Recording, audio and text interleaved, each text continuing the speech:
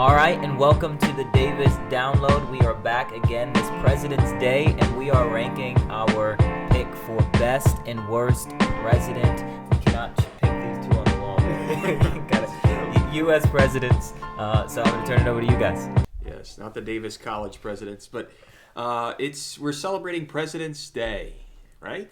What a day. So. This is it. President's Day, my understanding, it's like a middle ground between Lincoln's birthday and Washington's birthday. Is that correct? Am I correct on that? Okay. Let's rock with it. All right. I have my top. I'm going to go top three. You guys going to allow for that? Okay, top three. Top three. Here's what I'm thinking, okay? I think you have to go with Washington, number one, right? Number one for many reasons. He's the first, right? And I like to call him the precedent of presidents. I like it. That's what he is. Rolls off the tongue right there. He set the standard. And, I jotted down a lot of things about George Washington here. But he was what I call a reluctant leader. And those are the best leaders, right? Mm-hmm. They don't want to be in that position. They're not, you think of our politicians today, all they want is power and authority and people underneath them and the privileges that come with it. But Washington, every time you hear about him, he just wanted to go back to his farm. He just wanted to go back to his normal life. He's like, man, I gotta get into politics here. And I was thinking about this with Washington as well, that he was a great man because he was just a man of the people. He was a general. He was a successful general, and it was said of him, the King of England said of him, he must be the greatest man alive when he gave up power, right? He could have gone a third, fourth, fifth, sixth term. You know how Trump teases about that, like he's going to go for indefinite terms. But he could have, but he didn't. And he just, again, he wanted that tranquil life. So that's my number one. Did Washington make either of your lists? I would agree. He's up there. Again, he pretty much covered it, won the war, ran the country.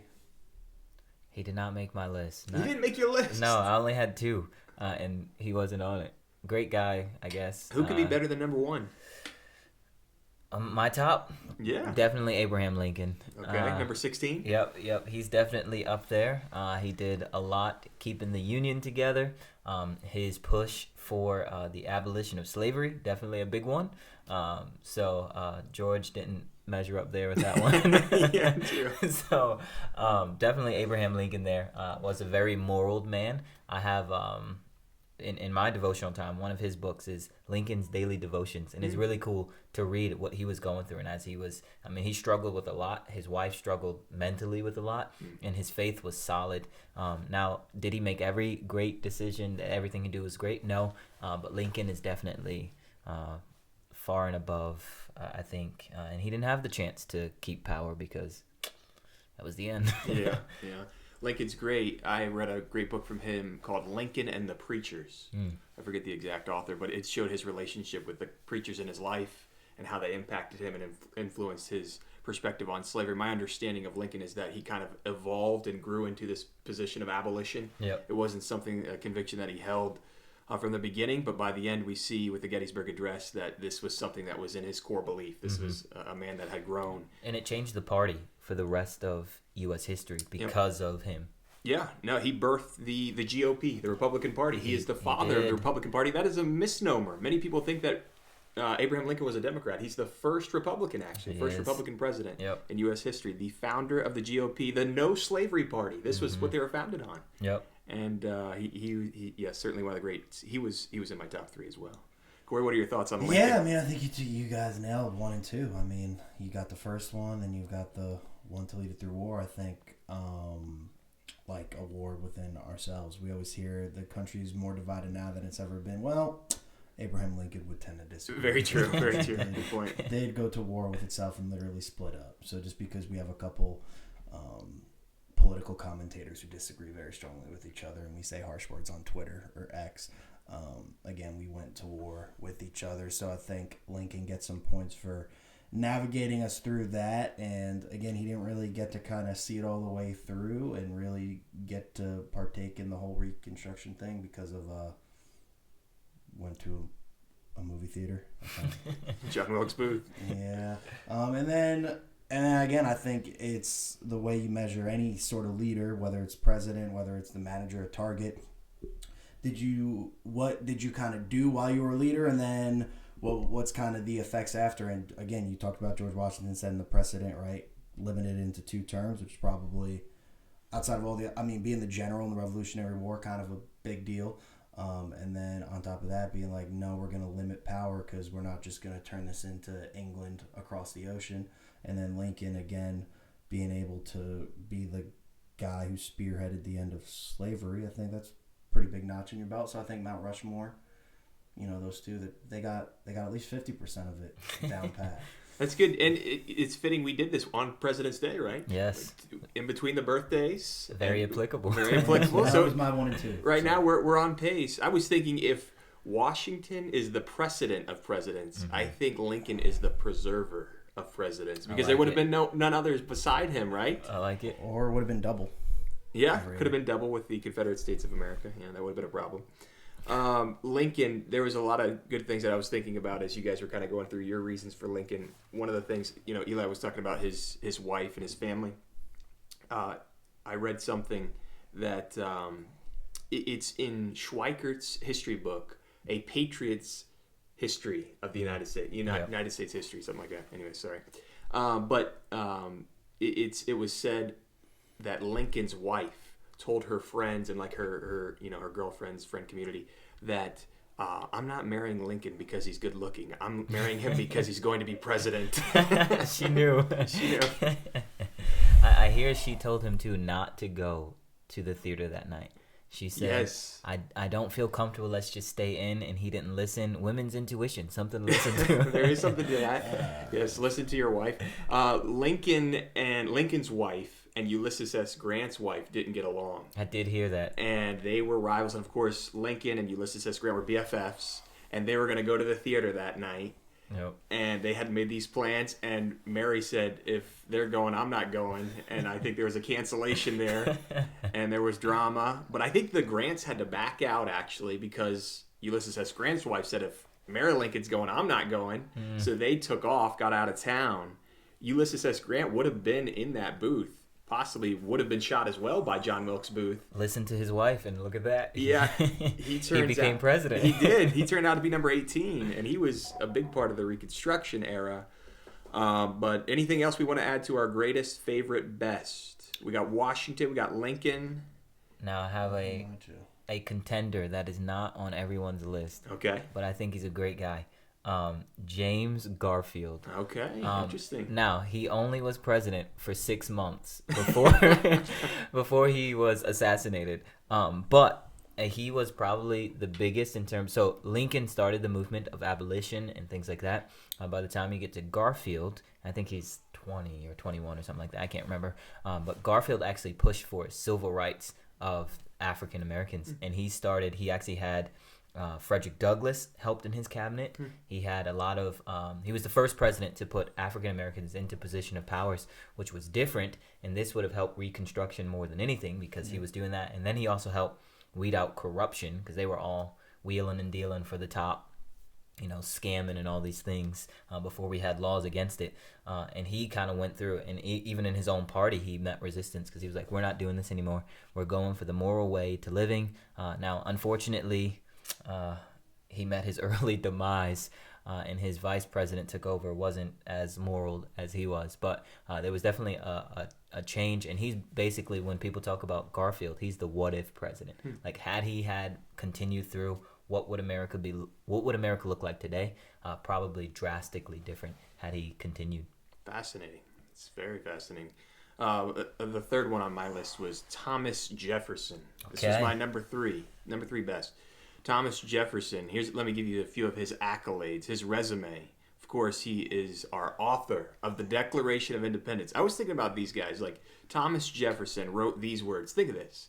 We hold these truths to be self-evident, that all men are created equal, that they are endowed by their creator. Like, what incredible writers. I was thinking of Lincoln saying this in his speech that 7 years ago, right? Our fathers brought forth on this continent a new nation conceived in liberty and dedicated to the proposition that all men are created equal. I'm like, man, what our presidents today? They're out there tweeting and social, Truth Social. I'm like, what compared to the guys that we had before? What's going on here?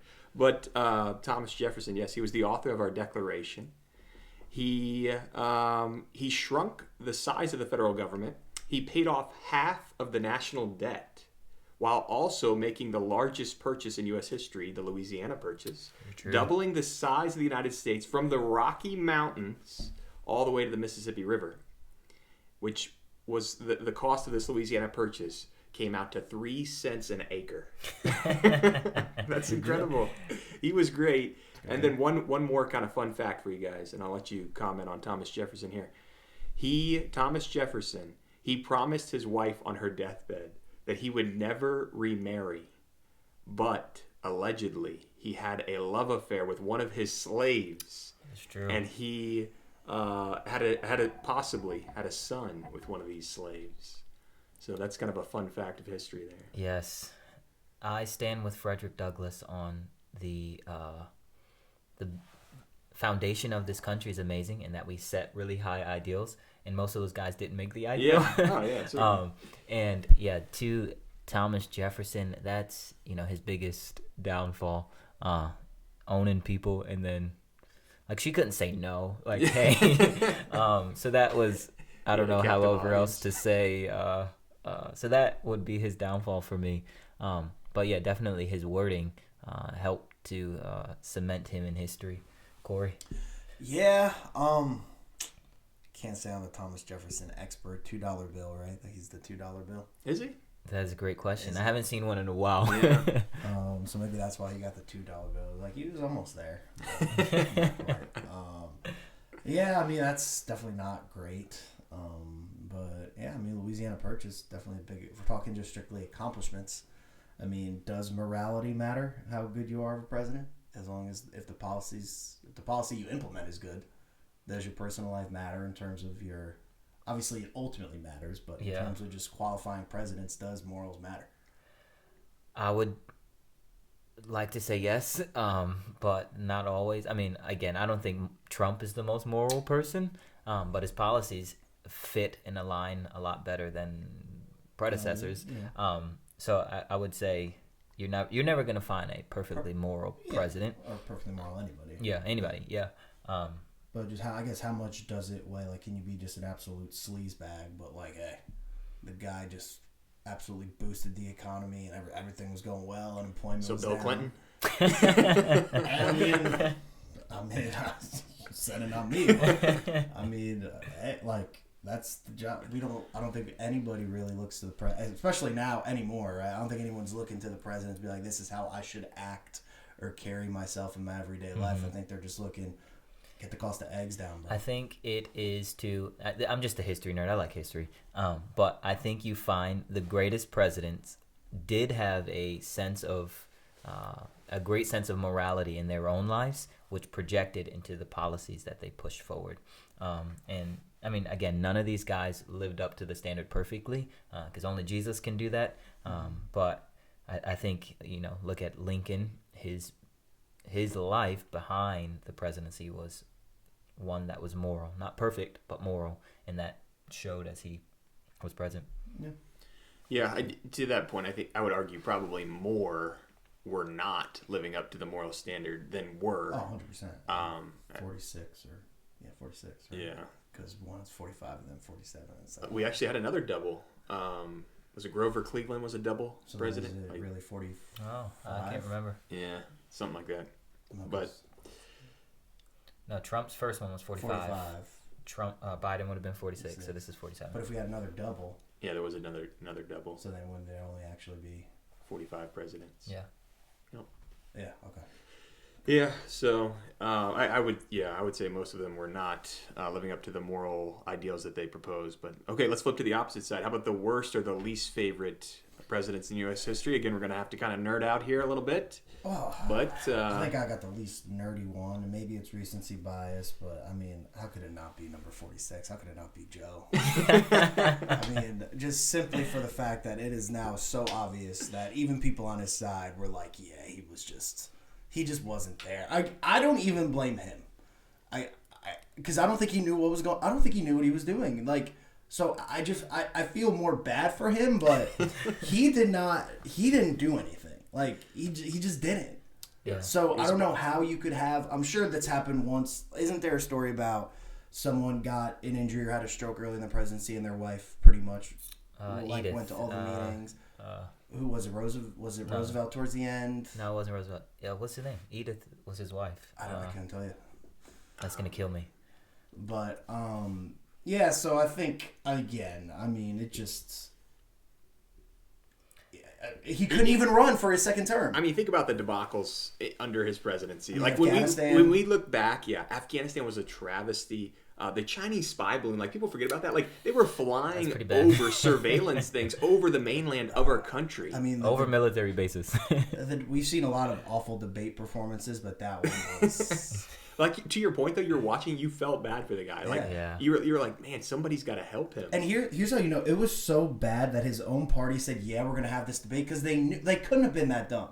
The Democrats as a whole cannot be that dumb to be like, this is going to... They knew exactly what they were doing. They were trying to get him out, so they had an excuse to run somebody else. Yeah, but... So, like, that's how bad they were. They were essentially... They threw an They talk about the NBA tanking. The Democrats tanked the last election because he was that bad. I mean, I feel like, to your point there, that he didn't really do anything successful. Pretty bad president. But I feel like it was the people around him more than him. I don't know how. I mean, they were reporting that he was going to sleep at like 4 p.m. Like, no, I agree. I mean, he loves Delaware Beach and all that. And ice cream. Yeah, but I mean, at some like you gotta. I mean, it was still his presidency. That is who we voted for. So it ultimately has got to go with him. So I don't know how. Again, maybe it's recent. It's probably definitely a little bit of recency bias. But I mean, I just don't know, man. He didn't make my top two. He didn't make my bottom list either. Yeah, actually, but I think it's certainly an honorable mention. Yep. I mean, and I didn't even have to bring up policy. Like just his day to day, he could not have been. He was unfit. They probably had to wake him up multiple times. Yeah. Or like the times he would get lost. I mean, like everyone can trip up or down a flight of stairs. I'm not gonna hold that too much against him, but like. The man would just look confused after every press conference and they let the camera roll. He just didn't know where to go. He felt bad for him. Yeah, he fell into it. If not for COVID, he would have not been president. Like hiding in the basement wouldn't have worked in any other election ever. So that's your worst. All right, Eli, what do you got? Who's your worst, or maybe bottom two or three? My bottom two, I'll start with one of them. And I think he gets way more credit than he should once you start reading history, but that is FDR. FDR was not a very good president. He clung to power, whereas George Washington was like, after 2, let's hang it up. Yep. Roosevelt went for 12 years. He did. He did not. He just went. I mean, after he gets out of office, Congress is like, yeah, we got to stop that. No more 3 and 4 terms. And had he lived longer, I'm sure he would have tried again. So that is one big thing. The man could not let go of power. 2, he overreached every area of life. When we think of presidents taking on too much in today's society, you can trace a lot of it back to FDR and what he did.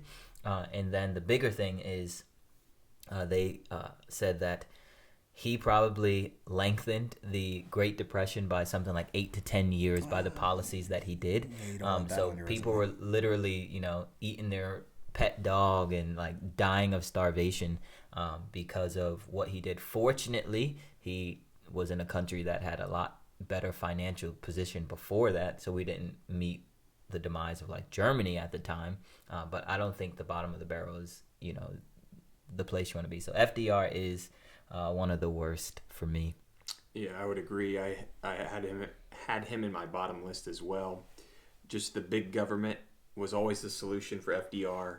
The massive projects that basically his philosophy of getting out of the Great Depression, to your point, was just expand government, hire many government, workers, as many as humanly possible. Just do these massive projects that accumulate massive amounts of debt for the country, but through it we will stimulate the economy artificially by getting workers to, again, be federal workers employed through federal contracts. And that expansion, again, from coast to coast, really, had major effects, like you said, in future generations. Yeah, he was on my list too, so that's a good one. I mean, even you think of like AOC's Green New Deal. Where does that originate? Yep. FDR. Yep. The New Deal. Yep. That's his legacy. The New Deal. Yep. All right. Who's on your list? Like you said, I had FDR. I think, this is kind of a unique time. So we had 15 James Buchanan. I think he probably has to be the worst of all time. I really think he does. You think about a president who takes you into splitting the country in half. I think that probably equates to being the worst of all time. He was very weak. From what I've read from historical records, he really took very minimal to no steps to prevent the division, to create the unity that would have kept the country together and prevented the hundreds of thousands of deaths that took place. And so to think that he just was so feckless and so inactive in such a important time is tragic, actually, to think about. The other one that I had actually was not too far from him. We had 15, I said was the worst. I think the second worst is probably 17. So we had 15 worst, James Buchanan, 16, one of the best, Abraham Lincoln, and then 17, one of the worst, Andrew Johnson. Just how bad he was with Reconstruction. Like, Lincoln had some things set up. Lincoln's staff had some things set up. My understanding from historical records is that Andrew Johnson came in and said, hey, we're doing it my way. I'm now the president. I'm taking over. Yeah. And he didn't execute things well. He was a slave state sympathizer, and he was this guy who politically Lincoln kind of needed on his staff to be able to win re-election because things were so difficult, and Lincoln's re-election wasn't guaranteed. So Lincoln kind of made some concessions with putting him in his administration. But in my perspective of just kind of reading history, I think Andrew Johnson kind of put us in you think of the civil rights movement, which took place in the 1960s. I think if you go back to the 1870s where Johnson was, I think Johnson kind of puts us in a civil rights purgatory for 100 years, if you will. I think that's kind of, you could put it on him. And in that same vein, I thought Woodrow Wilson. Yeah. Terrible president. I mean, if you show a birth of the nation on the White House lawn, like down and right, literally the KKK make this movie, and he's playing it and showing it. Terrible president. Yeah. And again, like you're saying, you had Lincoln that kind of started this. Obviously, Johnson comes in and makes things worse, and then, but then you have Garfield. You have these great guys that come in after, and he drops the ball. Kind of like you were saying, sympathizing with some of the worst of American history. Makes him bad. What were you gonna say? No, I was gonna say that was not great. Profound, not great. Yeah, I mean, I don't know, prolonging. I mean, you have to think that would be like that would really only had to have been like your only focus coming in the presidency after. Just be like, all right, how do we make this one again? Like that should have been the only focus. And if somebody already had the plan, like again, it is tough because. So even America, even now, still a young country, but you look then like it's half the age it was. James Buchanan's like, okay, the country's splitting. Okay, what do I do? Like, and then at least like he had gotten to the finished part. Like the conflict was over. You just had to like start to like put everything back together. And it seems like Lincoln kind of had some sort of plan, just follow it. And then it seemed like Lincoln kind of knew what he was doing. I don't know, but. I don't think you had to be like a genius or policy expert to be like, oh, this guy kind of has the right idea. Just follow what he did. Yeah. But again, still like, how do you put a country back together after Civil War? Like, I mean, I honestly I get the argument that after it you had to be, reconciliation and all this stuff like with the South and everything. But you just won the war. Like. You have a little bit more power than like, oh, we had to do these things in order to keep the peace. The peace was gone at this point. You're just moving on to the future. So I don't think you really had to concede as much as some of these guys did in terms of, I don't know, like for the sake of brotherhood or whatever. Like you won. Now let's set up a more peaceable future. Oh, yeah. I'm just saying, like, those two guys weren't necessarily dealt like great hand. Like, again, there was no. Now at least we have a little bit more like, history for America, right? Again, it's still really the only country that does it this way.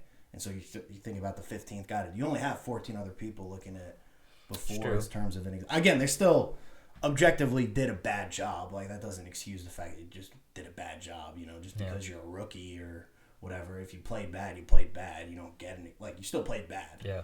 But just interesting, I think. I had another honorable mention. I think LBJ. Okay, was that's a good one. a Yeah. terrible president. Yeah, He just lucked into it, right? JFK gets assassinated, and he's just like, "Hey, here you are." But I don't know where this came from, but I heard that he actually stole his seat in the Senate, and there's some information there that he cheated his way up. So he's not even supposed to be in that position to begin with, but he was very domineering. I heard, this is just crazy, he would like, go to the bathroom and have the door open and make his staff come in, and like different people in his cabinet, like the chief of whatever, like Homeland Security or whatever. That wasn't accessible. He's like, come in here and let me talk to you as I'm pooping. What kind of show of power is this? Like, the guy was just like Different world, I guess. Quite literally on his throne. Yeah. Yeah, I've heard LBJ, his career trajectory is very similar. I've heard historians kind of compare it to Joe Biden. Oh, yeah. To where it's like they kind of ride the coattails of a young superstar. Mm-hmm. In the case of Biden, it was Obama, and then in the case of LBJ, it was JFK. Yep. And they ride the coattails, and then just, the stars kind of align to get them into power. And they're lifetime politicians who kind of maneuver their way into that position. So it's interesting to see the comparisons. Yep. And I mean, you think of things like, the wars and things that we were in because of the lack of, I don't know, tenacity on LBJ's part. Like, we were, fighting in places like Korea, and he's like, we'll be okay. Be decisive. And I mean, before him, say what you want about JFK, but at least he was decisive. Like, hey, you cross this line, you're going to be met with force. But LBJ wasn't really that strong. Yeah. In terms of dumbest single moments as president, I mean, Nixon and Watergate's got to be one of the dumbest individual things that a president has done. Like, how do you have that conversation in the Oval? Like, yeah. How do you get, how hard it must have been to get recorded back? Like, there's probably only 5 recording devices in the entire country. How are you dumb enough to get caught on one of them and just explicitly saying, yeah, don't worry, like, essentially we're going to cover up this crime? Like, it's got to be a little bit more careful there. That's what I'm saying. Like, that's got to be him and Clinton, right? Like, if you're going to do something wrong, don't do it in the White. Like, don't do it literally in the Oval Office. Like, let's have a little bit. So in terms of single, like, dumbest, like, that those have got to be the 2 dumbest things. I mean, again, they probably thought they were going to get away with it because, again, guys like JFK, like, he's bringing in lady after lady through the White House, and no one. It wasn't until after he was dead and gone that you start hearing all these stories about Marilyn Monroe and all these people. I guess. So they probably thought, hey, if he could do that, why not us too?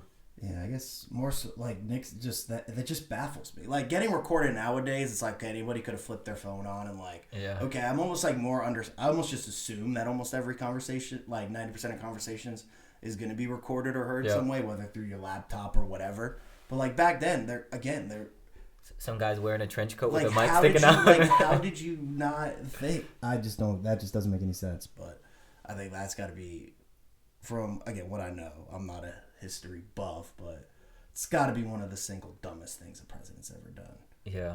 At least policy, if you make a bad policy decision, like, you can at least see, like, the thought process. Now, you could have said, well, it was obvious it wasn't going to work, but at least you can be like, well, if it does work, this is what would happen. Like, you were talking about FDR with launching all the government. Like, if it worked, like, you could at least see, hey, if this works, you can see the thought process there. Like, obviously, bad idea that was never going to work, right? Because you have to pay for all these projects, then pay the people when you already don't have any money. So that's obviously not going to work, but at least, like, well, we're going to get people. You could at least, like, kind of talk yourself into, okay.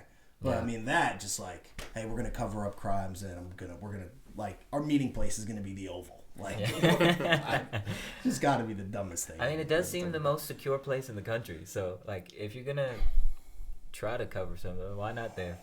I guess, but, like, if you're going to rob a bank, you probably shouldn't meet right outside. That is very true. That was a dumb thing. You should probably have, like, a getaway plan. Like, I don't know. I mean, just thinking, like, especially in that time, just dumb. Just dumb. Many other presidents have been. Yes, there have been lots of dumb presidents. Honestly, they're just guys. Yeah, just like us. Honestly, they're just guys with a fancy last name, or the older I get, the more I realize that like these adults that can't like they were just trying to figure it out. Yeah. You know, like they were Yeah. just. I'm like, man, they really didn't know. Fake it till you make it. You were either a war general who was really good at war. Like being a good war general does not mean, oh hey, you can run the country. No, it means you're good at war. Yeah. Doesn't mean you know anything about economics or Very true. anything else, or just because your dad did it or your cousin did it or you've got a last name. You just got to be a smooth enough talker to win Yeah, people over, that's what, and it's that's always it. been that way. I think and then have enough money to support exactly the billions of that's the other dollars in thing. ads. Yeah, just be rich. Yeah. But Well, that does it for us today here at the Davis Download. Thank you for tuning in. We'll see you next week.